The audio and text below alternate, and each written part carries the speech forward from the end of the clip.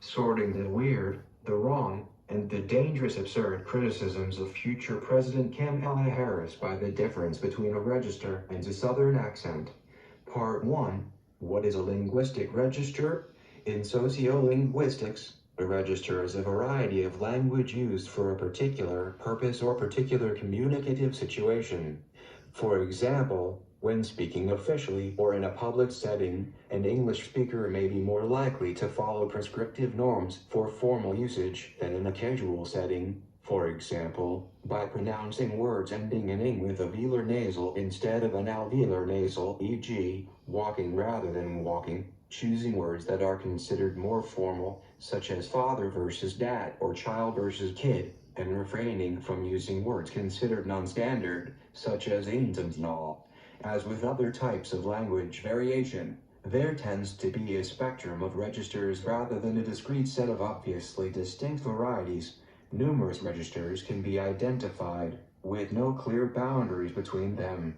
Discourse categorization is a complex problem, and even according to the general definition of language variation defined by use rather than user, there are cases where other kinds of language variation, such as regional or age dialect, overlap. Due to this complexity, scholarly consensus has not been reached for the definitions of terms such as register, field, or tenor. Different scholars' definitions of these terms often contradict each other.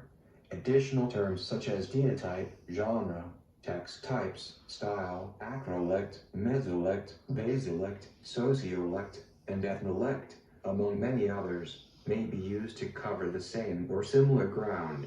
Some prefer to restrict the domain of the term register to a specific vocabulary, which one might commonly call slang, jargon, argot, or cant, while others argued against the use of the term altogether. Crystal and Davy, for instance, have critiqued the way the term has been used in an almost indiscriminate manner.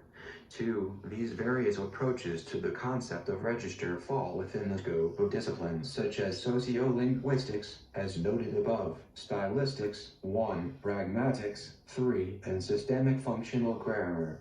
4. History and use. The term register was first used by the linguist T.B.W. Reed in 1956. 5. And brought into general currency in the 1960s by a group of linguists who wanted to distinguish among variations in language according to the user, defined by variables such as social background, geography, sex and age, and variations according to use, in the sense that each speaker has a range of varieties and choices between them at different times.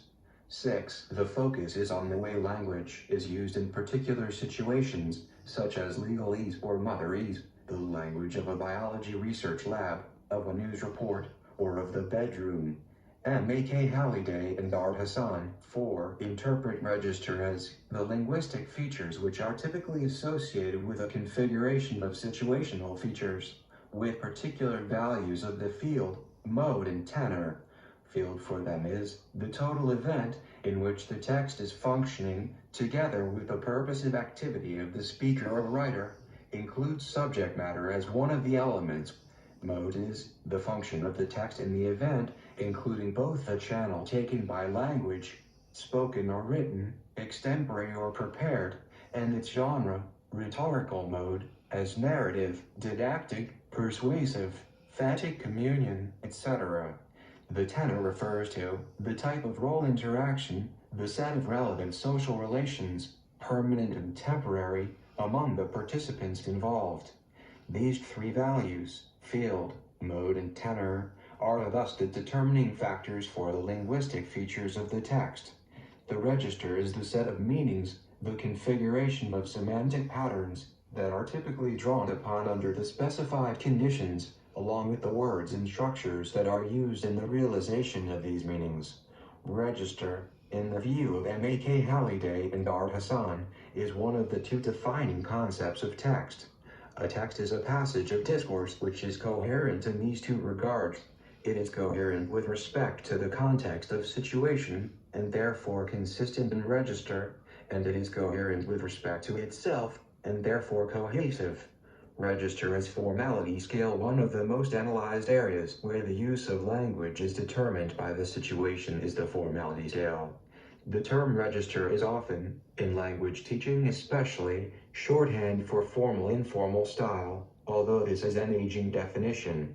Linguistics textbooks may use the term tenor instead, 7, but increasingly prefer the term style. We characterize styles as varieties of language viewed from the point of view of formality, 8, while defining registers more narrowly as specialist language use related to a particular activity, such as academic jargon. There is very little agreement as to how the spectrum of formality should be divided. In one prominent model, Martin Jewes describes 5 styles in spoken English, 3 frozen, also referred to as static register. Printed unchanging language, such as biblical quotations, often contains archaisms. Examples are the Pledge of Allegiance of the United States of America and other static vocalizations. The wording is exactly the same every time it is spoken. Formal, one-way participation, no interruption, technical vocabulary or exact definitions are important. Includes presentations or introductions between strangers.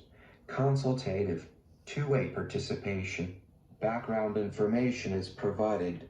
Prior knowledge is not assumed. Back-channel behavior such as, aha, I see, etc. is common. Interruptions are allowed.